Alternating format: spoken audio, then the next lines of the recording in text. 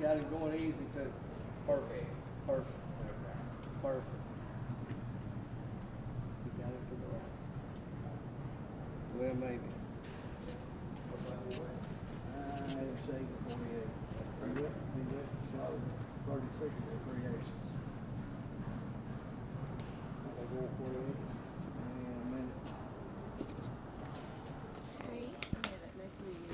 Man. What time? 4 a.m. What do you want in your coffee? Yeah, exactly. Okay. Thank you. Yeah, we'll see.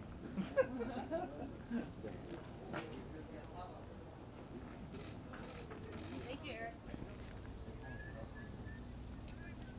Still there.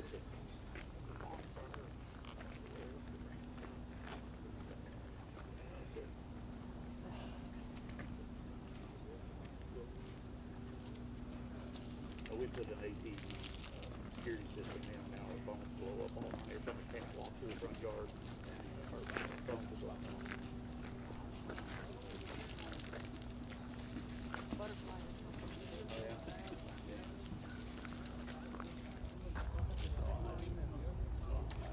I'll walk by the barn. I'll go by the salt too.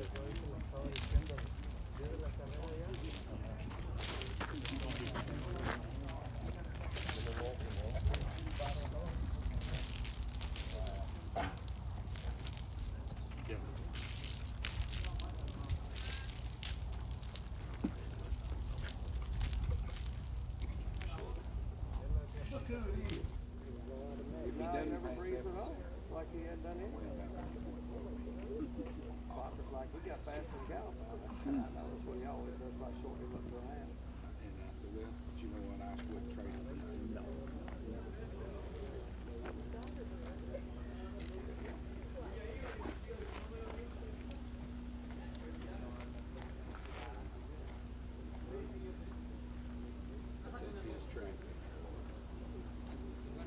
Well, we only went a half mile because he's usually so hard to pull up after the works that he ends up going 7 furlongs to a mile before we get him, back to a normal pace.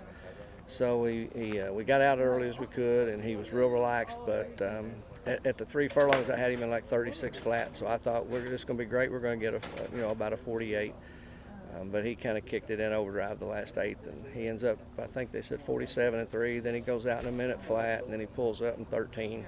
And of course, he kept going a little bit after that, but he's not even blowing as normal. So it's a fine line, I guess, that when you're watching that, you're happy to see he has that much energy, but maybe you wish that he would just take it down a notch. Yeah, I really wanted like a 48 or a 49. I told Gabriel 48 because 49 because I figured he would probably do 48. So he was just a couple fifths off what I really expected him to do, but he does it so easy, and as long as he's not fighting Gabriel and going that fast, I guess I'm not too worried about it. And so what is his status as far as the Breeders' Cup at this point?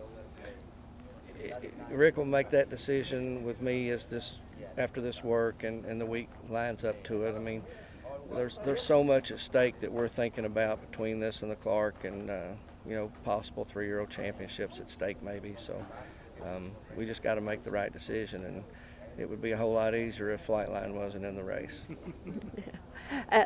You mentioned the Eclipse Award, and that's the thing he's gonna have another crack at Epicenter in the Classic. Yes, and Epicenter's a great horse, and he's proven to be a really the top 3-year-old all year except for Derby Day, and he was really the top 3-year-old all the way until the end of that race. He's, like I said from before the Derby, if he's in the race with 3-year-olds, he's the one we have to beat every race, and it's proven to be that way every time he's ran. We're a whole lot better than we were in the Derby, and I think he probably is too, and it would be a great rematch. I think we would have to beat him, by a little bit of a gap rather than just out-bobbing in the Breeders' Cup if we run against him there. But I think the Clark on his track with a long stretch, it's a grade 1 against older horses, and we'd have a pretty good chance, I would think, of maybe taking that race. So we just got to weigh our options and see how he's training. The way he did today, he really handled the track easy, and he's going to be ready to run Breeders' Cup Day. It's just whether Rick wants to do it or not. Talk about his race in the Lukas Classic where he ran his eyeballs out and just gets beat. Monster race, and showed that speed we've waited all the time since we've had him. You know, he finally showed it on his own, and Sonny was extremely happy with how quick he got into the bridle. So the maturity level's coming quick, and you know, he fought valiantly with a Warrior down the stretch. He just made the lead kind of easy, and then he almost acted like a maiden would the first time they run and they get to the lead. He kind of let up, like, okay, I've done it. I don't know if that's because he was out in the middle of the track and it was the first time he'd made the lead out there, or if he's just thought he had it. I mean, normally he's got that fight all the way to the end, and so hopefully he learned a lesson and won't do that twice. But I was happy to see him run around horses, and I was real happy to see the early speed he showed. After that performance, is the kind of thing like you can't wait to have him back? I mean, you got to wait, but on one regard, you really can't wait till he gets back in the entries as you see him improve. Yeah, I mean, what a difference 5 months makes, because after the Derby there was no chance that we'd even consider running him really in 2 weeks, other than he won, we had to. But I mean, if 2 weeks ago was Derby Day and today would be Preakness Day, we probably would have raced. I mean, he's just that much more mature, and he's that much physically ready to run where he wasn't back then. So he's come a long way.